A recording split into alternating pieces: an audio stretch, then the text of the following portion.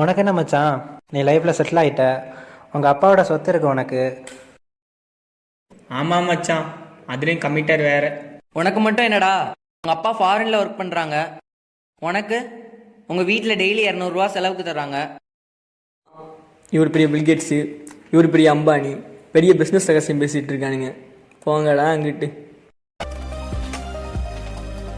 பசங்க லைஃப் ஜாலியாக இருக்கும்னு நீங்கள் நினைக்கிறீங்களா?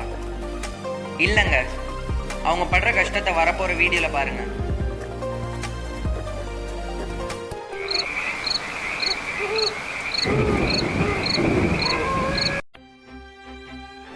படித்த படிப்புக்கும் வேலை கிடைக்கல. யாரையும் நம்பி நம்ம வாழவும் முடியாது. நம்ம சொந்த காலில் தான் நின்று முன்னேறணும். எங்கள் அம்மா என்னைய ஒரே பையனாக பெட்டு போட்டுருச்சு. எப்படி தான் என் அம்மா அப்பாவையும் காப்பாற்றி எனக்கு வரப்போகிறாலையும் காப்பாற்ற போகிறானோ. என்னதான் அப்பாவோட சொத்து இருந்தாலும் எனக்குன்னு ஒரு அடையாளம் வேணும்.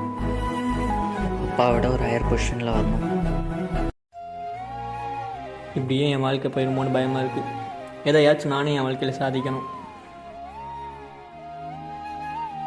புரியுதாங்க, என்னதான் பசங்க வெளியே பார்க்க ஜாலியாக இருந்தாலும் அவங்களுக்குள்ள 1000 கஷ்டங்கள் இருக்கும். அதில் எந்த கஷ்டங்களையுமே காமிக்காமல் வெளியே ஜாலியாக சுற்றுறதாங்க பசங்களோட லைஃப்.